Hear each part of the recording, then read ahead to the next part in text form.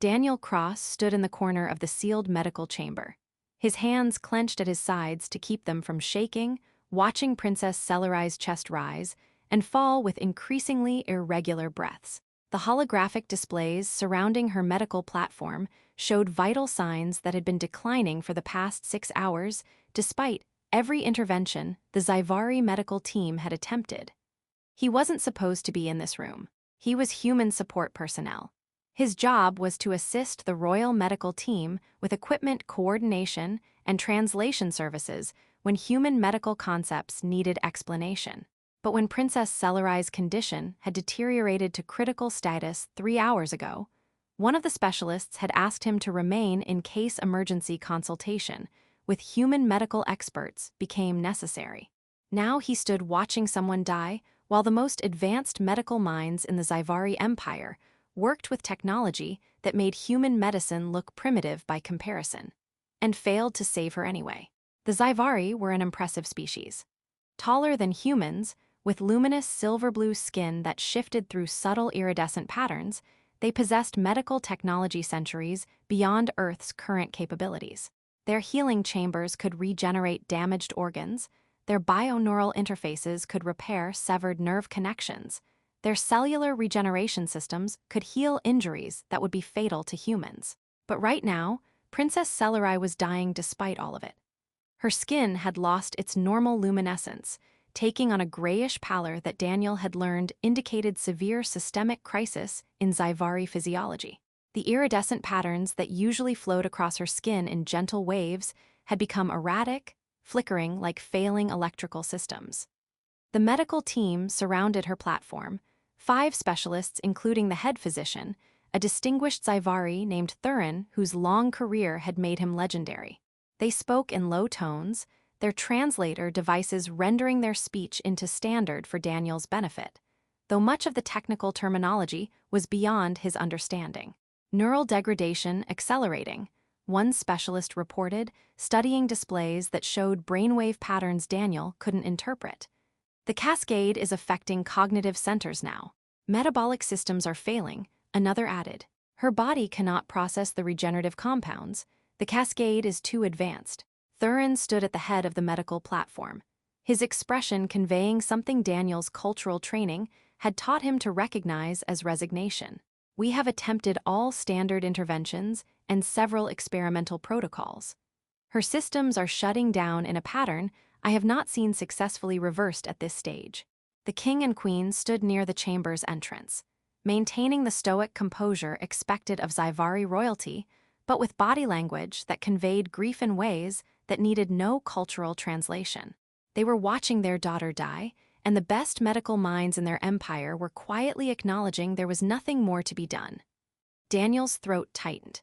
He'd seen death before, he'd lost his own father to a long illness when he was younger, had been present when his grandfather had passed. But this felt different. Princess Selarai was young, barely into what Zyvari considered early adulthood. He'd seen her around the palace during his 6 months of service here, always surrounded by attendants and advisors, always carrying herself with the poise expected of royalty. She'd smiled at him once in passing, a brief acknowledgement that human support staff existed and were worthy of basic courtesy. That small gesture had struck him because it suggested she saw people rather than positions. Now she was dying, and no amount of advanced technology was stopping it. "We should begin comfort protocols," Thurin said quietly, the phrase clearly meaning something significant to the other specialists. "There is nothing more we can do to reverse the cascade. We can only ensure she does not suffer in her final hours." The words hit Daniel like a physical blow. They were giving up. The specialists were transitioning from active treatment to palliative care, accepting that Princess Selarai would die despite their technology and expertise. One of the specialists began deactivating certain monitoring systems, not all of them, but specific ones that apparently served treatment functions rather than observation. The others made small adjustments to the medical platform's configuration, their movements carrying the practiced efficiency of people who'd performed this transition before. Daniel watched Princess Selarai's breathing become more labored, watched the displays show vital signs continuing their steady decline, watched the specialists accept an outcome he couldn't bring himself to acknowledge. Something in him rebelled against the quiet resignation filling the chamber. Every instinct screamed that this was wrong, that they were giving up too soon, that there had to be something more that could be tried. He knew he was out of line. He was support personnel, not a physician. He didn't understand Zyvari physiology deeply enough to question expert medical judgment. His presence here was already stretching the boundaries of protocol. But he also couldn't just stand in the corner and watch someone die when his gut told him they were giving up prematurely. Daniel took a breath and spoke, his voice cutting through the quiet resignation. No. Every Zyvari in the chamber turned to look at him. Thurin's expression conveyed surprise and mild offense at the interruption. The king and queen focused on him with attention that felt heavy despite their obvious grief. Support personnel should not speak during medical procedures, Thurin said, his tone patient but firm. With respect, you're not performing medical procedures anymore. Daniel stepped away from his corner position, moving closer to the medical platform despite knowing he was violating protocol. You're giving up, and she's still alive. She is dying, Thurin corrected, his voice gentle but absolute. We have exhausted all therapeutic interventions available to us. Her systems are failing in a cascade pattern that cannot be reversed with our current medical capabilities. We have transitioned to comfort observation to ensure she does not experience unnecessary suffering in her final hours. Her final hours. Daniel looked at the displays, seeing vital signs that were critically low but still present. She's still breathing, her heart is still beating, her brain is still functioning. Those things mean she's alive, not dying. The distinction is temporary, another specialist said quietly. The cascade will continue. Within the next several hours, her systems will fail completely. This outcome is medically certain. Daniel moved to stand directly beside the medical platform, looking down at Princess Selarai's face. Her eyes were closed, her features slack, but he could see the subtle movement of her chest, could see the faint iridescent patterns still flickering across her skin despite the grayish pallor. What if you're wrong? He asked, his voice quiet but carrying across the chamber. What if she's still fighting and you've decided to stop fighting with her? We are not wrong, Thurin said, though something in his voice suggested the certainty was harder to maintain than he'd prefer. The biological markers are conclusive. Her neural activity is declining toward minimum sustainable levels. Her organ functions are degrading sequentially. Her metabolic processes are still happening, Daniel interrupted. Declining, yes. Failing maybe, but still happening, which means she's still here, she's still trying. The queen stepped forward, her voice carrying a desperate edge that royal composure couldn't quite contain. If there is anything, any intervention that might save her. There is not, Your Majesty, Thurin said, his tone sympathetic but firm.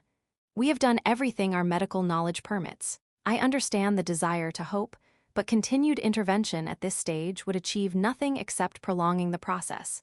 It would not change the outcome. Then what harm is there in trying anyway? Daniel asked. If she's going to die regardless of what you do, then trying something, anything, can't make it worse.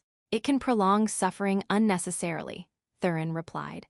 Our comfort protocols ensure she experiences no pain or distress as her systems shut down. Continued aggressive intervention would disrupt that comfort without providing benefit. Daniel looked at Princess Selarai again, at the shallow rise and fall of her breathing, at the trembling he could see in her hands. Microscopic tremors that the monitoring systems probably registered as muscular failure, but that looked to him like someone fighting to hold on. An idea formed, not fully articulated but insistent. He didn't have medical expertise or advanced technology, but he had something else, something human medicine had understood long before it developed sophisticated tools. Sometimes people needed more than treatment. They needed presence. They needed someone who refused to give up on them. What if it's not about intervention? Daniel said slowly, working through the thought as he spoke. What if she needs something your technology can't provide? Thurin's expression suggested he was being patient with someone who didn't understand the situation. Our technology addresses all biological needs for healing and life support. If there were something more that could help Princess Selarai, our systems would provide it. Your systems address biology, Daniel countered. What about everything else? What about knowing she's not alone? What about having someone with her who hasn't given up? She is surrounded by medical specialists and her family, another physician pointed out. She is not alone. You've given up on her, Daniel said bluntly. You're standing around waiting for her to die. That's not the same as being with her. The king spoke, his voice carrying authority that made everyone in the chamber give him full attention. Explain what you mean, Daniel Cross. Daniel took a breath, trying to articulate something he felt more than understood. In human medicine, we've learned that survival isn't always just about biological function. Sometimes people hold on because someone is holding on with them. Sometimes they fight harder when they know someone else is still fighting for them. He moved closer to the medical platform, looking at Princess Selarai's still face. She's dying because her body is failing. But maybe her body is failing because some part of her has already accepted that everyone else has given up. Maybe she needs to know someone hasn't. That is speculation without medical foundation, Thurin said, though his tone was less dismissive than before. We have no evidence that emotional or psychological factors significantly influence physiological cascade patterns at this stage of failure. Because your technology can't measure it, Daniel said, but that doesn't mean it doesn't matter. The queen stepped closer, her grief breaking through royal composure. If there is any chance, any possibility that your presence might help, Your Majesty, I must advise against encouraging false hope, Thurin interjected gently. Support personnel, however well-meaning, cannot reverse medical realities through presence alone. Then what harm is there in allowing him to try? The king's voice was quiet, but carried weight that made it clear this was not a question, but a statement of intent. If our daughter is truly beyond saving, his presence will change nothing. But if there is even the smallest possibility that he is correct, that she needs someone who refuses to accept her death, then we should permit it. Thurin bowed slightly, acknowledging the king's authority. As you command, Your Majesty, though I maintain my medical assessment that the outcome will not change. Daniel didn't wait for further discussion. He moved to the medical platform's edge, positioning himself beside Princess Selarai. Up close, he could see the trembling more clearly, not violent shaking, but subtle, persistent tremors that ran through her body in waves. He reached out carefully, aware he was about to touch royalty without permission, and placed one hand on her shoulder. Her skin was cool beneath his palm, her body trembling with tremors that felt like someone struggling against overwhelming force. I'm here, he said quietly, not sure if she could hear him but saying it anyway. You're not alone, don't give up. The specialists exchanged glances. The king and queen watched with expressions caught between desperate hope and the terrible knowledge that hope could be cruel when built on nothing but desire. Princess Selarai's breathing continued its shallow, irregular pattern. The holographic displays showed vital signs that continued their steady decline, neural activity dropping, organ function degrading, metabolic processes slowing. Daniel kept his hand on her shoulder, maintaining gentle but steady contact. He didn't know if it made any physiological difference. But he remembered being with his father during the final illness, remembered how his dad had seemed to rally when family was present, how he'd fight harder when he knew someone was there with him. Maybe that was universal. Maybe the will to survive strengthened when you weren't facing death alone. Minutes passed. The specialists monitored their displays with expressions suggesting they were witnessing exactly what they'd predicted, a terminal patient continuing their decline toward inevitable death, unaffected by the presence of well-meaning but medically irrelevant support personnel. Then Daniel felt something change. It wasn't dramatic, just a subtle shift in the trembling under his hand, the tremors becoming slightly more organized, slightly less chaotic. Princess Selarai's breathing hitched, caught, then continued with marginally more depth. Her neural activity just spiked, one specialist said, surprise evident in their voice. Brief increase in cognitive center function before returning to decline. Probably random fluctuation, another suggested. Terminal patterns often include irregular spikes before final cessation. But Daniel felt something different through his hand on her shoulder. The trembling had changed pattern, no longer the random shaking of failing systems, but something that felt more purposeful. Like someone trying to move, trying to respond. Keep fighting, he said quietly. I'm here, you're not alone. Princess Selarai's chest rose with a deeper breath. Then another. The displays updated, showing changes that made multiple specialists lean forward with sudden attention. Neural activity is stabilizing, Thurin said, his voice carrying confusion rather than the certainty that had characterized his earlier pronouncements. That should not be occurring. The cascade pattern should continue unabated. Organ function indicators are showing reduced degradation rate, another specialist added. Not recovery, but the rate of decline has decreased significantly. That's impossible, a third specialist said. We have not administered new treatments. The medical environment has not changed.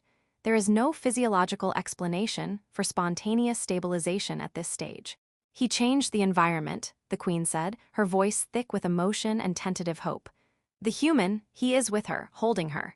All eyes turned to Daniel, who continued maintaining his gentle contact with Princess Selarai's shoulder. He could feel the trembling continuing, but with different quality now, less like system failure, more like effort, like someone pushing against resistance. She's fighting, he said quietly. She just needed to know someone else was fighting with her. Thurin studied his displays with an expression that suggested his medical understanding was being challenged by observed reality. I see the stabilization in the data. I do not understand the mechanism. Human contact should not produce measurable physiological effects in Zyvari biology. Our species are too different for there to be meaningful biological interaction. Maybe it's not biological, Daniel suggested. Maybe it's something else, something your technology doesn't measure. Our technology measures all relevant physiological parameters, Thurin replied, but his voice lacked its earlier certainty. He was watching Princess Selarai with growing confusion as her vital signs continued to stabilize rather than decline. Daniel felt the trembling under his hand intensify. For a moment he worried it was deterioration, the body giving up its last coordinated responses before death. But then he realized the trembling was getting stronger, not weaker. More purposeful, not more chaotic. Princess Selarai was fighting, and the fight was getting stronger, not weaker. Her vital signs are improving, a specialist reported, their voice conveying shock. Neural activity is rising above critical thresholds. Organ function is showing nascent recovery patterns. This should not be possible. Thurin moved closer to the displays, studying them with intense focus. The cascade is reversing. Her systems are beginning to recover. But we have done nothing to catalyze this recovery. No treatments have been administered, no procedures performed. He's holding her, the king said quietly, his voice carrying a note of wonder. That is what changed. The human refused to let her go. Daniel didn't fully understand what was happening. He just knew that Princess Selarai felt different under his hand. The trembling had shifted from the random chaos of failing systems to the organized effort of someone trying to come back. Stay with me, he said, speaking directly to her even though her eyes remained closed. Keep fighting, your family is here, we're not giving up on you. And Princess Selarai's body, which had been shutting down in a cascade that the specialists had declared medically certain and irreversible, began to recover.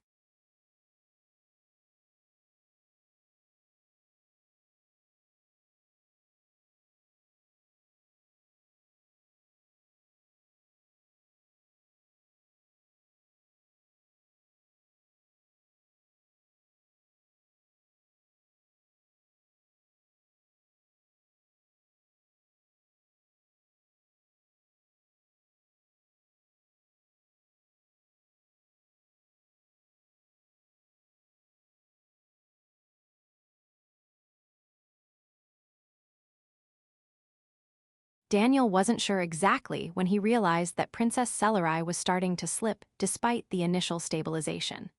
The displays had shown improvement for several minutes, vital signs climbing from critical toward merely serious, system functions beginning recovery patterns. But then he felt the trembling under his hand change again, felt her body beginning to weaken despite the brief rally. She was fading. The initial surge of fight was depleting, and her systems didn't have the reserves to sustain recovery. Acting on pure instinct, Daniel shifted his position. The medical platform was designed to maintain patients in optimal position for the healing technology, keeping them flat and supported. But something told Daniel that optimal position wasn't what Princess Selarai needed right now. She didn't need to be lying passively on a platform being worked on by machines. She needed to not be alone. She needed to feel like someone was actively keeping her from falling into the darkness. "What are you doing?" Thurin asked sharply as Daniel carefully began helping Princess Selarai into a more upright position. Supporting her, Daniel said simply. He managed to get her into a semi-sitting position, supporting her weight with one arm behind her shoulders. It was awkward.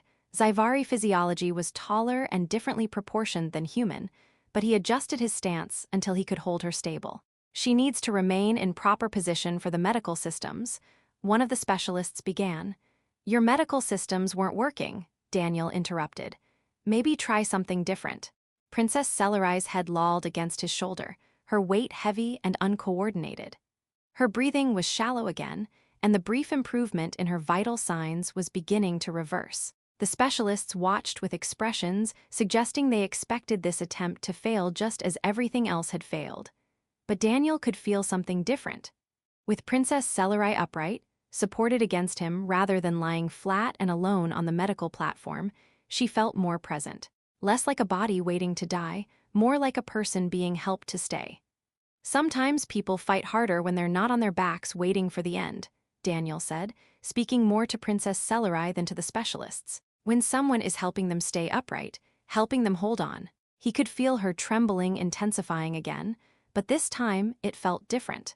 Not the chaotic shaking of system failure, but more organized effort. Like muscles trying to coordinate, like a body trying to respond to its own commands. "Stay with me," he said quietly, speaking directly into her ear in case some part of her could still hear. "Don't let go. You're stronger than this, your family needs you. Stay." The displays updated, showing changes that made several specialists exclaim in surprise. "Neural activity is spiking," one reported. "Significant increase in cognitive function. Organ systems are responding," another added. "Recovery patterns are accelerating beyond what we saw during the initial stabilization." "This should not be happening," Thurin said, but his voice carried more wonder than skepticism now. "We are observing spontaneous recovery from terminal cascade. This violates established medical understanding of the progression pattern." Princess Selarai took a deeper breath against Daniel's shoulder, then another.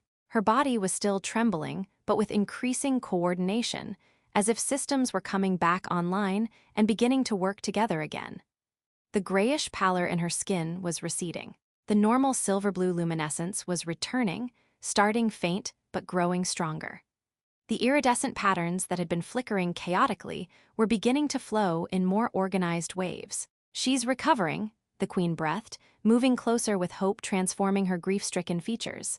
"Our daughter is recovering." "But how?" one of the specialists asked. "What mechanism could produce this effect?" Human contact should not influence Zyvari physiology in any measurable way. "Maybe it's not about physiology," the king said quietly. "Maybe there are forces that our medical science does not account for. Will, determination, the refusal to be alone in the darkness." Thurin studied his displays with the expression of someone whose understanding of medicine was being fundamentally challenged. "I am recording unprecedented data. The reversal of terminal cascade through what appears to be non-medical intervention. This will require extensive study to understand." Daniel barely heard them.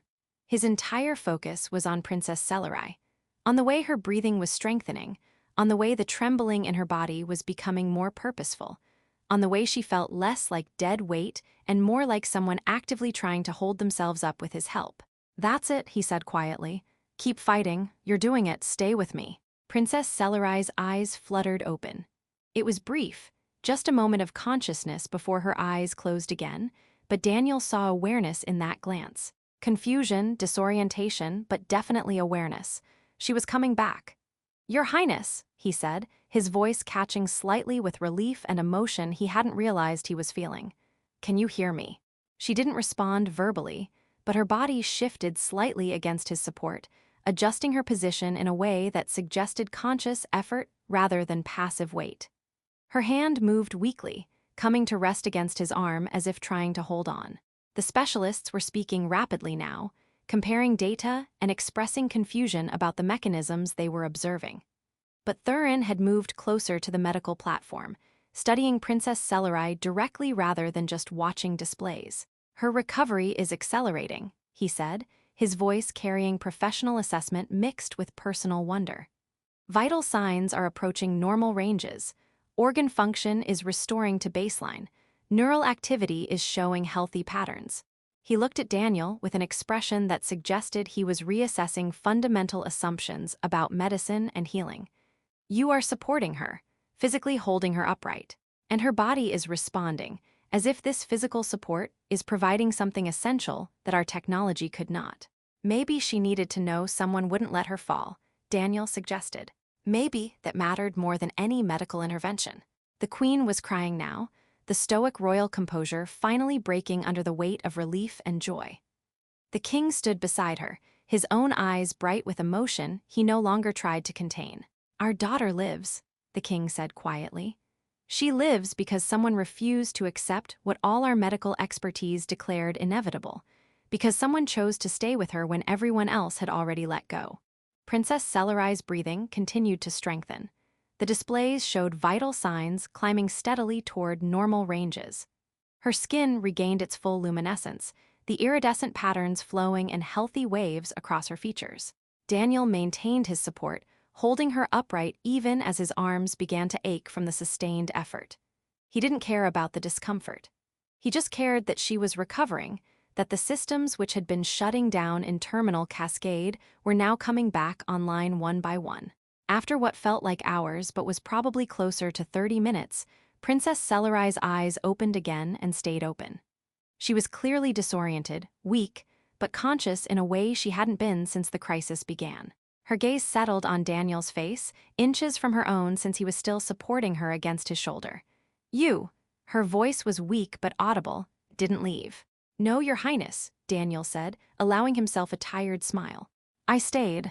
Everyone else. She paused, gathering strength to speak. Everyone had given up, but you didn't. I couldn't, Daniel admitted.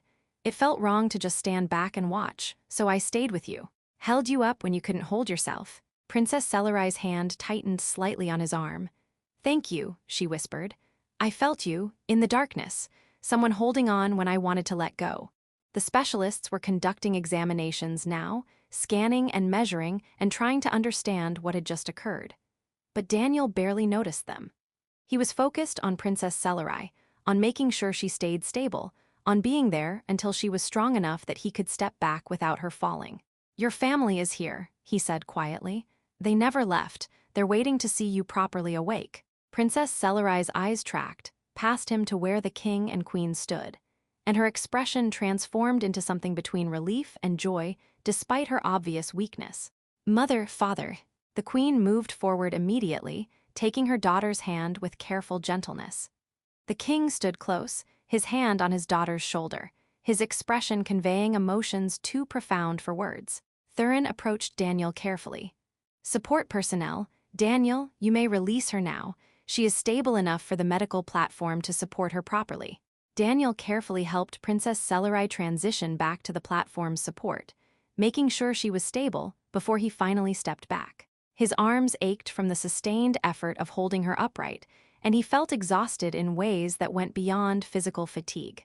But she was alive, recovering, returned to consciousness and her family because someone had refused to accept the medical verdict that her death was inevitable. The specialists continued their examinations and measurements, clearly struggling to understand what they'd witnessed. Thurin pulled Daniel aside after ensuring Princess Selarai was stable. What you did today, I do not understand it fully, but the data is undeniable. Her recovery began when you refused to let her remain alone and passive, when you physically supported her and provided, something that our technology could not measure or replicate. He paused, his expression suggesting professional pride was wrestling with honest recognition of limits. You have saved the princess's life when I and my entire team had accepted her death as medically certain. This is humbling, and it suggests our medicine may be missing factors we have not properly considered. Maybe just that people need people sometimes, Daniel suggested. That presence and refusal to give up matter in ways your technology can't address. Perhaps, Thurin acknowledged, this will require much study and reflection. Over the next 3 days, Princess Selarai's recovery continued to exceed all medical predictions. Her vital signs stabilized and then normalized. Her organ functions returned to full baseline capacity. Her neural activity showed healthy patterns with no residual effects from the cascade that had nearly killed her. Throughout her recovery, she requested Daniel's presence regularly, not for medical reasons, but simply to have him nearby. The specialists noted that her recovery rates improved measurably when he was in the medical chamber compared to when he wasn't, though they struggled to identify any physiological mechanism for this correlation. On the fourth day, when Princess Selarai was strong enough to sit up independently and speak without fatigue, she was moved to a private recovery chamber where she could receive family visitors and begin the process of returning to her normal duties. Daniel was summoned to this chamber, unsure what to expect. He found Princess Selarai sitting in a chair rather than confined to a medical bed, looking remarkably healthy considering she'd been dying less than a week ago. The king and queen were present, along with Thurin and two other officials whose roles Daniel didn't recognize. "Daniel Cross," Princess Selarai said formally, though her expression was warm. "I have asked you here so that I may properly thank you and recognize what you did for me. Your Highness, I'm glad you're recovering well, but I really you saved my life when everyone else had accepted my death as inevitable." She interrupted gently but firmly. "Please do not diminish what you did. The medical records are clear. The specialist's testimony is unanimous. I was dying, terminal cascade was progressing, and nothing our advanced medicine attempted was working." She gestured to the displays that showed her recovered vital signs. "Then you refused to accept what the experts declared certain. You stayed with me, you held me upright when my body was failing. And somehow that presence, that refusal to let me fall, provided what all our technology could not." The king stepped forward. "Daniel Cross, you have demonstrated qualities that our culture values deeply. Courage to act when others have given up, persistence in the face of seemingly impossible odds, and compassion that transcends professional boundaries or logical assessment of probability." He produced a medallion, intricate metalwork bearing symbols Daniel recognized as significant in Zyvari culture. "You are granted honored friend status in the royal house. This is not merely ceremonial recognition.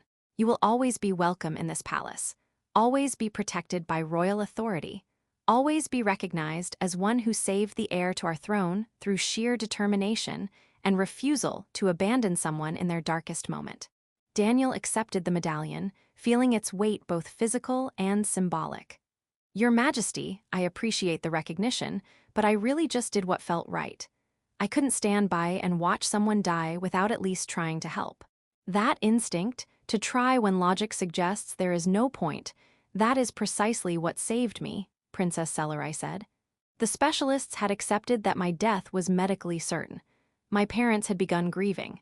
Everyone had let go except you. And your refusal to let go somehow gave me something to hold on to when I was slipping away." She stood, moving to stand directly before Daniel.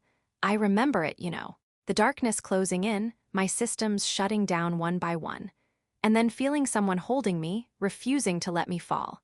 Hearing a voice telling me to stay, to keep fighting, knowing I wasn't alone." Her eyes were bright with emotion.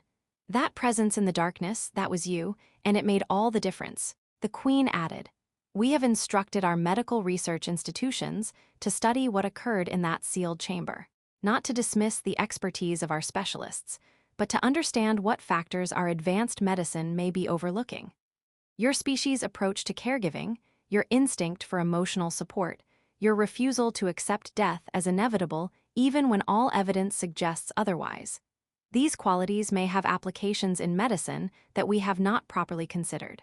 Over the following weeks, Daniel's role and status changed fundamentally. He was no longer simply support personnel. He was consulted by medical specialists studying the intersection of emotional support and physiological healing, interviewed by researchers examining human approaches to patient care, and invited to participate in training programs teaching Zyvari medical personnel about the value of presence and persistence in critical care situations. Princess Selarai requested his company regularly, not as patient to medical support staff, but as honored friend to honored friend. They would walk in the palace gardens or sit in quiet rooms, and she would ask him about human culture, about the values that had driven him to act when everyone else had given up. During one such conversation, several weeks after the medical crisis, she spoke more openly than she had before.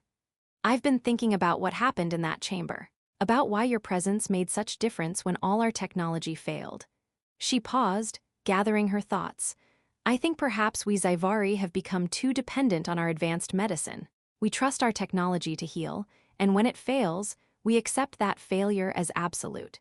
We forget that survival sometimes depends on factors our instruments cannot measure. Like stubbornness, Daniel suggested with a slight smile. Like refusal to accept the inevitable, she corrected. Like connection between beings that transcends biological mechanisms.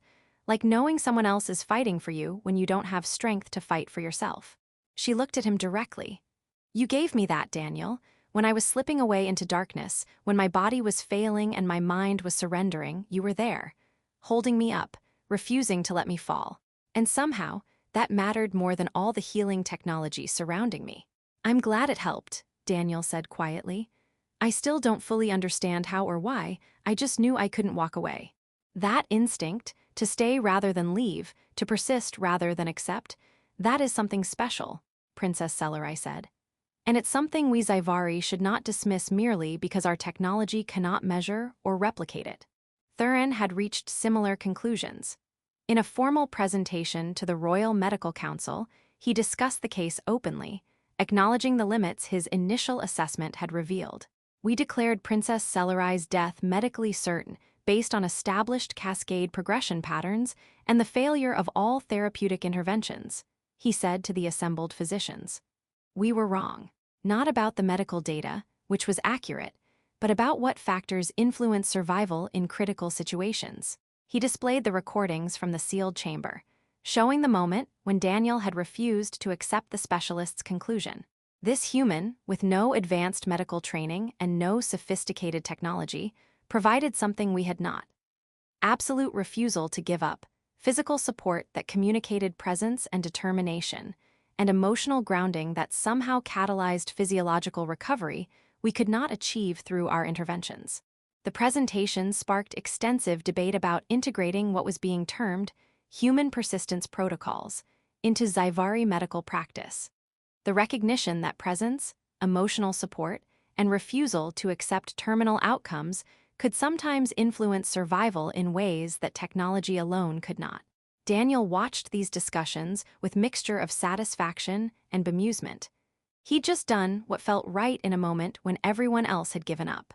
That it had started a minor revolution in Zyvari medical philosophy was unexpected, but he understood the fundamental point, that advanced technology and expert knowledge were invaluable, but they weren't everything. That sometimes what mattered most was someone choosing to stay when everyone else had already let go. Someone holding you upright when you couldn't stand alone. Someone refusing to accept that death was inevitable even when all the data suggested otherwise. Princess Selarai had lived because Daniel had been that person, and the gratitude in her eyes every time she saw him suggested she understood exactly what that meant. What it meant to be saved not by technology or expertise, but by someone who simply wouldn't let her die alone in the darkness. He'd been support personnel, a minor position facilitating cooperation between two species medical systems. Now, he was honored friend of the royal house, recognized for demonstrating that human persistence and refusal to abandon people in crisis had value that advanced technology couldn't replicate. The Zyvari had superior medicine, but humans had something valuable too. A stubborn insistence on not giving up on each other, on staying present even when logic suggested there was no point, on holding people up when they couldn't stand alone. Princess Selarai had survived because someone combined the two approaches. Zyvari medical technology, providing the tools and environment for healing, human persistence, providing the will and presence that catalyzed recovery when technology alone had failed. The specialists had accepted the outcome. Daniel had refused to, and that refusal, that simple, stubborn determination to keep holding her up until her body remembered how to fight, had made all the difference between death and survival. Standing in the palace garden weeks later, watching Princess Selarai laugh with her family during a celebration of her complete recovery, Daniel reflected on what he'd learned. That sometimes survival depends not on having the best tools or the most knowledge, but on having someone who chooses to stay. Someone who holds you upright when you're falling. someone who refuses to let go even when everyone else already